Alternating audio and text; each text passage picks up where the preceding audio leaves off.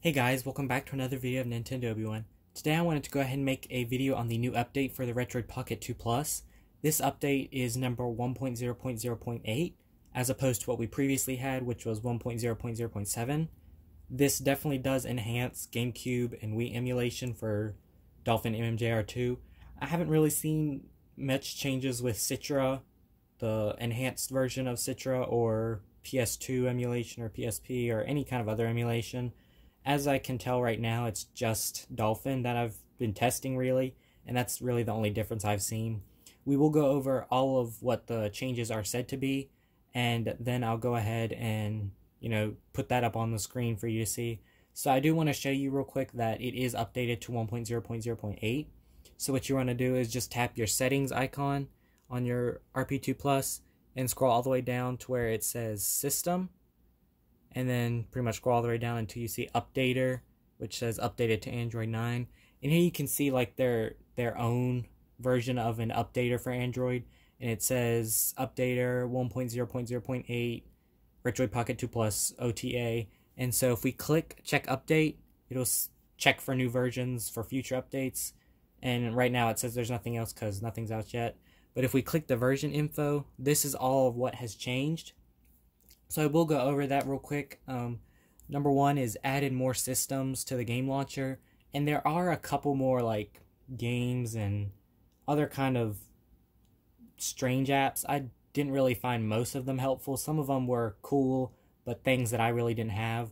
One was like an RPG Maker game player, which I've never really seen before. I just kind of downloaded it to see what it was, and I don't have any games for it, so it's just kind of sitting there right now. But there wasn't a lot that I saw that was completely beneficial to play and that really got me excited, except for the new Dolphin MMJR2 version. So there's not really much apps that got me excited. It might not be the same for you. I will try and go over all of the new apps, but that might not be covered in this video, but I will try. Number two is the over-the-air app will now automatically check for available updates and will notify you when they are available. So before you had to go into the updater and check for new updates, now it'll just automatically do it and tell you when there is one, which is a nice addition so you don't have to waste time. Number three is lowered the brightness of the charging LED light.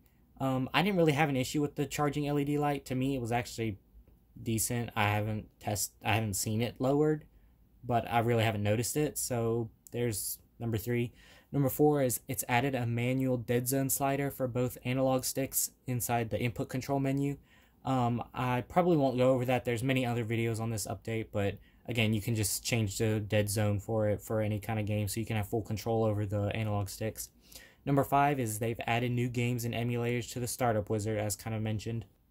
Number six is optimize the default settings for the Dolphin emulator to enhance performance. I will be going over that in just a second, but it really has optimized that, and we'll get into that in just a second. Number seven is optimize the policy to free memory from background apps when the system is running low on memory. Really, 2 GB of RAM is not enough for what I try to do with this. I always find myself kind of running low. I've never run out fully, but I always kind of see it getting down and down whenever I'm trying to do things, and sometimes it can kind of like worry me, like is it gonna crash or something, but so far nothing bad has happened, but I'm glad that they did kind of optimize it to free more memory. Number 8 is they changed the default PWM frequency of backlight to reduce noise. So something to do with the backlight of the screen, I believe. I really don't know what that means. But if you want to look it up, there you go. Number 9 is they fixed screen mapping and gyro bugs. So just bug updates. And number 10, they changed the default backlight setting to 50% for the boot video and 50% for the initial brightness setting of Android to eliminate brightness changes during the booting process. Again, sounds like what it is. But yeah, all that has been added, and a lot of this are really nice updates. Like, it's definitely a good quality update that this RP2 Plus has been needing, and I'm very glad that they brought this out finally, because we've all been waiting for it, kind of. But I'll go ahead and go back, and I will go ahead and restart into the setup wizard, and then I'll come back to show you all like the new apps and stuff. So I'll be right back. Alright guys, so it finished rebooting, and as soon as it opens it's gonna, start loading everything in for the new wizard. And so we'll just skip all the way to the end until, all the stuff is here. And it's kind of small, so I'll try and zoom up on the camera for you to see. So there you might can see it a little bit better. But we have Citra Enhance, which I don't think anything's changed with that. It's the same app. Dig is the same. Now this is the one that's been changed. It no longer says Dolphin MMJR2. It says Dolphin for handheld. I'm not sure why they didn't just update the other app for it. To me that would have made more sense, but they made like a whole nother app to download, and it's more optimized, which doesn't bother me. It doesn't take up a lot of space, but it just kind of seems like they would update the other one that they had. But that is the new one, and I already have it installed. And Duck Station is the same. Here's that one I was talking about, Easy RPG Player, for some kind of RPG Maker 2000 or 2003, I think is what it was. But I don't even have any of those games, so I don't use it. But I did download it to try it out to see what it was. If we keep going, Flycast is the same, I think. Gamepad Test, Lupin 64 Plus, Mixplore. Not quite sure what that is, but if you want to look it up, there it is. Moonlight is the same. I don't even know how to say that. POJAVL launcher. POJAV launcher for Minecraft, I think. I don't know what that is. Again, you can look it up. Poke MMO. Again, you can look up any of these that I don't know because I haven't installed them. PPSSPP, which is the same. Redream. RetroArch. San Andreas Unity. Spelunky Classic HD. Steam Link. Unciv. Or Unkiv, I'm not sure. VCMI or VCML, something like that. Yaba Senshiro for some kind of emulator. EtherSX2, I have gotten comments on some of my other videos for people wanting me to test EtherSX2, so I'll go ahead and check that for it to download it, and I will go ahead and try it in this video to see if it's, updated or anything, and to show it off. But there is EtherSX2. OMW Nightly. Open Bore, something like that, I don't know. Open Lara. Open RCT2. RetroArch again, that's a 32-bit version. ScumVM. Serious Sam. Android. And then the last one is Shattered Pixel Dungeon. And I did download that. It seems to me like a PC game that's been ported over to the RP2 Plus. It just it's like you're trying to escape a dungeon or something. I don't know. It wasn't too thrilling, but there's all the apps if you wanted to know what all the new apps were.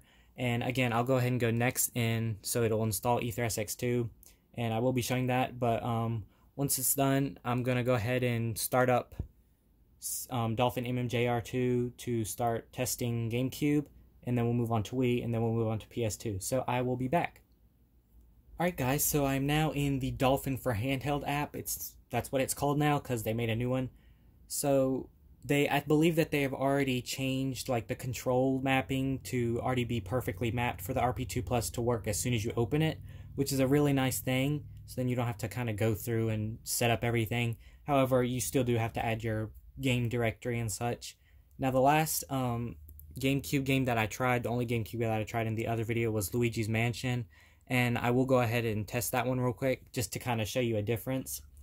Really, what I've noticed last time, instead of it playing at 100%, it would drop down to like 50% or 70%, and now to me what it seems like they've done is they've made all the games run at 100%, and if the frames per second need to, they'll drop, so then it'll kind of get a little glitchy, but the audio will remain nice. So then it won't sound really gargly or really bad with noise-wise. But it really has been enhanced. And from my last gameplay video, you can definitely see a difference in this. As you can see right now, we're at 38 frames per second at 100%. And I'll turn it up so you can hear it.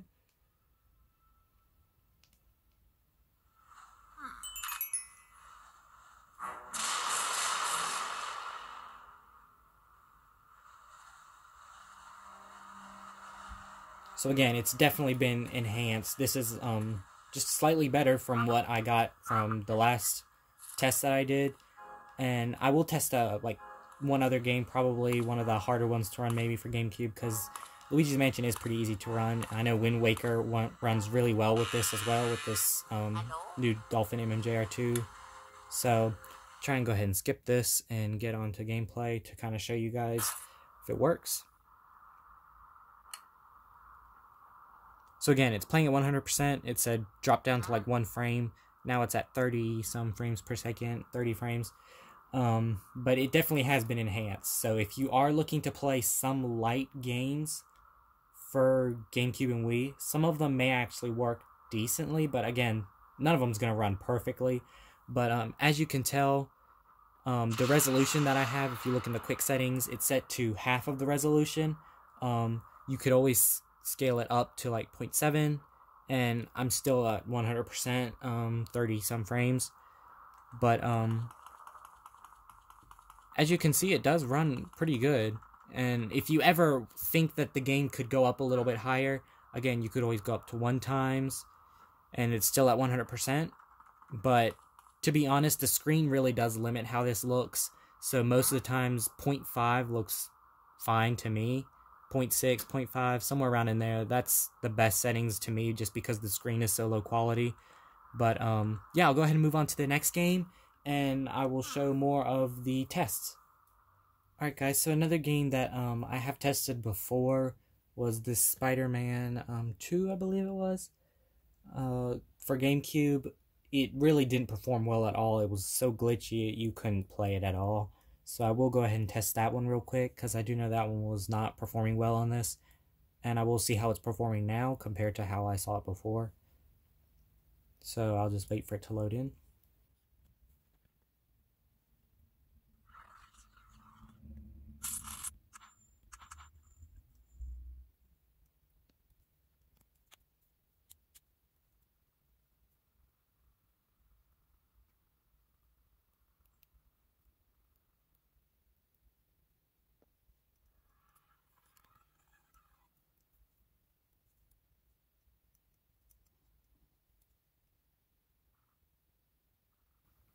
Alright guys, so here is the gameplay of the Spider-Man game. And as you can see, it still is not working very well. This one's staying around 30% average. And the frames per second is like 10, 8 maybe. But this game is not playable. So again, not all your games are going to be playable. But a lot of the ones that were playing kind of well are now playing pretty good now. That's what I found out. Well, games that are pretty horrible running on this is still pretty horrible running on this. They can't really work magic. I mean, the Retroid Pocket 2 Plus specs aren't high, but they're definitely not too low. But yeah, guys, I'm going to go ahead and move on to Wii games to show you Mario Kart from the last time we did it and now. So I'll go ahead and move on. Alright guys, moving on over to the Mario Kart Wii emulation. Of course, I will do another video another game besides just Mario Kart like I did for GameCube. But if you did watch my last video, which I do recommend, I'll go ahead and put a card up above to watch that last video. Alright guys, so it's starting to load, and right now it's at 100% at 60 frames.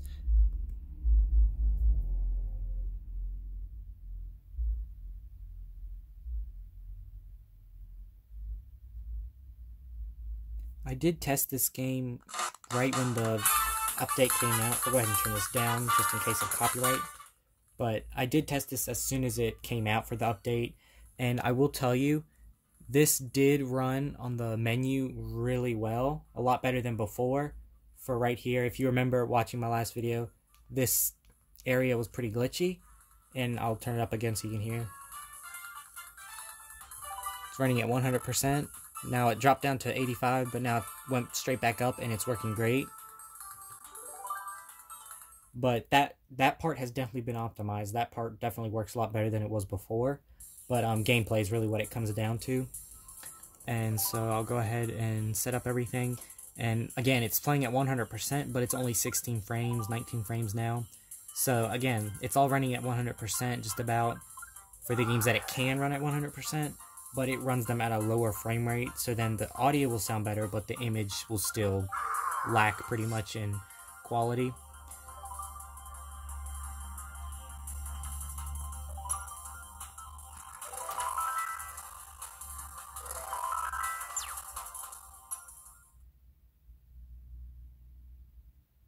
And the load speeds did take a while still from my micro SD card.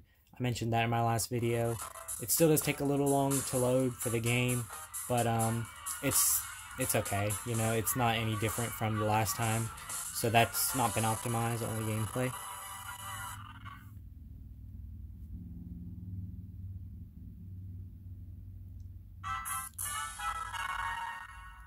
So as you can see, it says 90%, 100%, and it'll of course drop down around 80, 90.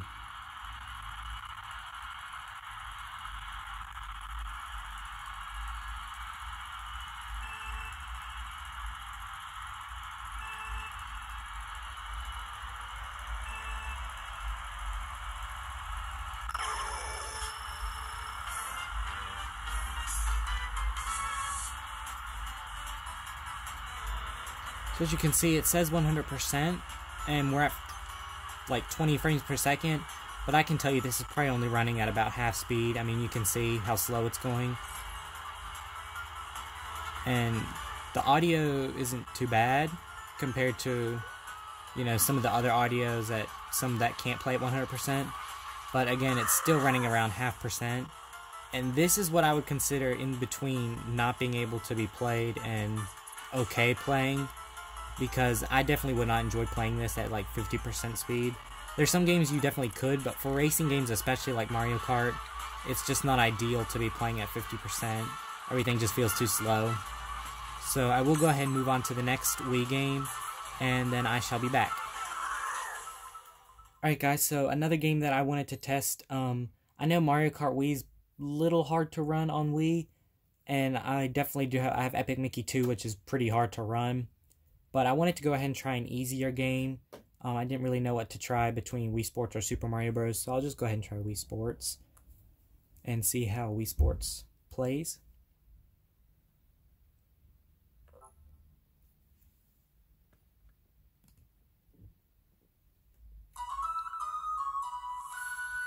So far, the loading screen sounds okay.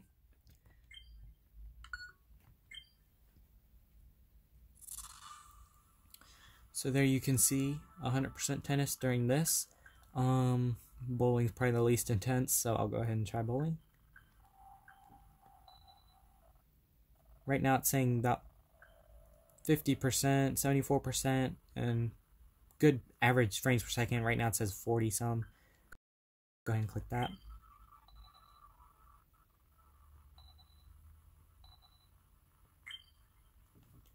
Again, you could always drop the resolution to the lowest settings, which is 0.3, which it just, if you look at that, you can't even read that. It's so garbled. So I wouldn't suggest putting it down to 0.3, but I'm sure it would help you with gameplay. But if you wanted to do that, there's that option, and it will probably help performance. But I will go ahead and put it back up to 0.5 just for this video.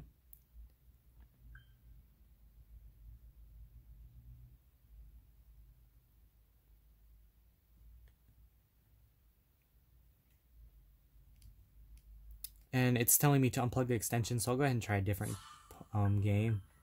I know boxing uses the nunchuck, so I'll go ahead and try that real quick.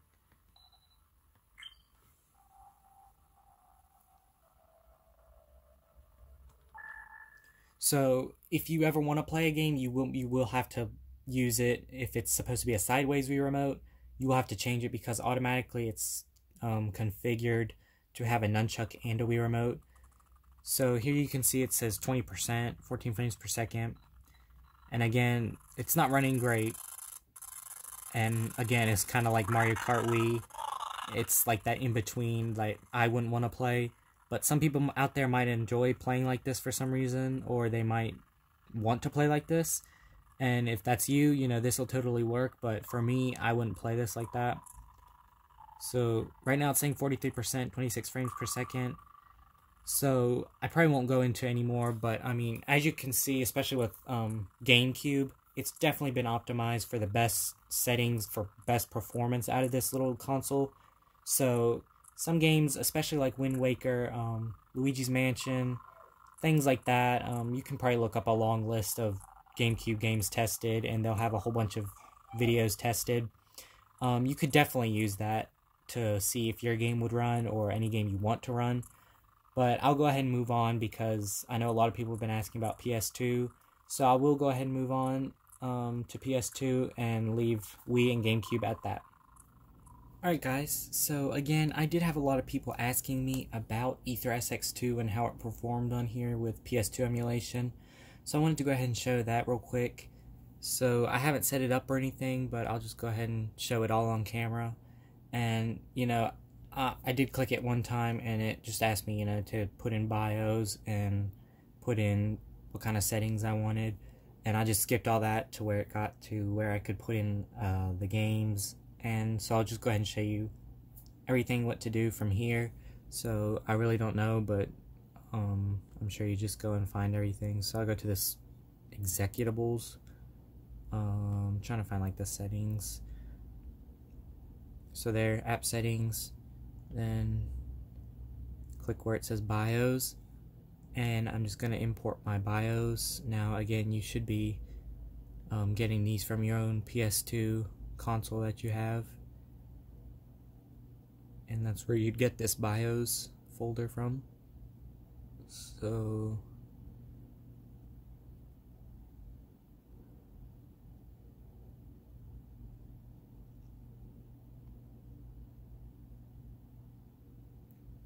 So there are my BIOS imported, and I'll just go ahead and click add directory, game directory, and again I'll just scroll all the way down. Now I have all my ROMs in a ROMs folder on my Retroid Pocket 2 Plus. If you wanted to do that, it really helps organize all your ROMs. So I found the directory and I went ahead and put it there. And I probably have to go up to all games, and then you can see Star Wars Battlefront 1 and Star Wars Battlefront 2 for PS2. And I'm just going to go ahead and click Star Wars Battlefront 1. Now again, I haven't configured any input for the controls on screen. I'm going to see how it performs just jumping straight into it. So as you can see, it just automatically loaded right there. I'll go ahead and turn down the brightness a little bit on my camera. There you guys go.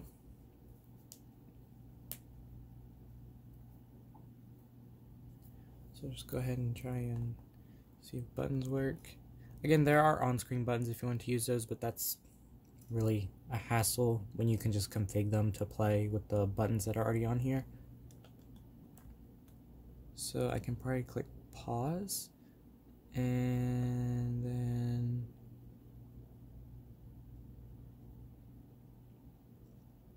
there's like a little gamepad setting part up here. Just click port 1, do controller type. It's saying DualShock 2 is connected, and then I think I just have to go and map all these. So I will come back as soon as I've mapped all this, and then I'll come back. Alright guys, so I went ahead and configured most of them. I'm not familiar with the PlayStation layout of buttons. I know more of Xbox and Nintendo, so I probably configured them wrong, so you might see me clicking strange buttons that I probably shouldn't be clicking because I configured it wrong. But so far, if you can listen, it's running fine. Haven't noticed too many problems with it so far.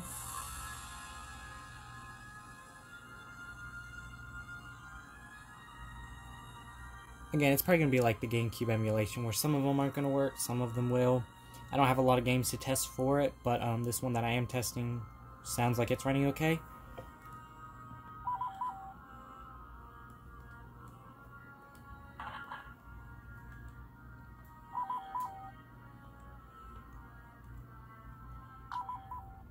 Alright guys, so here is gameplay of it, I think. I'll go ahead and try and turn up the brightness, because this one seems like it's pretty low. And again, I don't have the controllers mapped, but you can hear the audio, and definitely when I got into gameplay, it's not running very well. And as you can see, I don't know if you can see that, but the trooper is jumping, but it's kind of got some strange glitches going on. So I'm going to go ahead and restart this in the Vulkan and see if that does do any better, just for the video's sake. and then I'll be back. But so far OpenGL isn't giving me too great of performance, so I'll move over to Vulkan and see how that goes. Alright guys, so I have come back and I've switched over to Vulkan, so I'll go ahead and start up the game again. And I really don't know how this is going to perform. And there you go, right on camera it crashed. We'll zoom up a little bit more. So you can see it says that it keeps stopping, so I'll go ahead and close the app and try again. Just turn it back on and see if that helps. Let me zoom back out for you guys.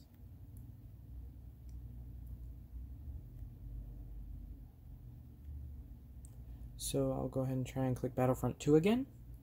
And it keeps saying that. That might be because I switched it over to Vulkan. I'll try Battlefront 2. And then you can see it just turned off. I'm going to go ahead and go back and switch it to OpenGL and see if that happens again. But as you can see, Ether-SX2, PS2, using Ether-SX2 for PS2 is not working very well for me. But PCSX2 might work for you, or any kind of other PS2 emulator that might be out there. Yeah, Vulkan definitely was what was making it crash. I switched it back over to OpenGL and it's working now, so Vulkan definitely doesn't run that well for retroid. OpenGL is probably your best bet for any kind of emulator if you ever see that. But yeah, right now I'm going to go ahead and say that PS2 is not playable on your RP2 Plus. And so I'll go ahead and move on to the conclusion part, and then I'll start wrapping up this video. Alright guys, so that was the new update for the Retroid Pocket 2 Plus 1.0.0.8. If there's any other updates that come out that are fairly low, I probably won't be making a video on those updates. You know, if they don't do anything very significant, I probably won't make a video on it. But if it's something very drastic that's been updated, such as what just happened here with GameCube, especially for MMJR2, for Dolphin, I probably will be making another video on future updates that are significantly, you know, large and that excites me the most. But as you can tell, some emulation for GameCube and Wii has been improved. Again, some games are not going to be playable still. It all depends on what game you're playing, and there's a lot of people who are testing all kinds of Wii and GameCube games on this RP2 Plus. But yeah guys, go ahead and be checking the links down below, because I will be putting a whole bunch of links to channels that I personally follow, you know, just for people who are testing GameCube and Wii games on this. And I will have links for, you know, micro SD cards, the Retroid Pocket itself, and to, you know, the Retroid website. So definitely check out the links below. But if you like this video, guys, please give it a big thumbs up, and please subscribe to my channel to support me, because I will be putting out more videos soon. I will actually be making a video, not a video streaming, but a game streaming video on the RP2 Plus soon. So if you're interested in that, please subscribe and make sure you have the notification bell turned on. But guys, until the next video, I'll see you guys later.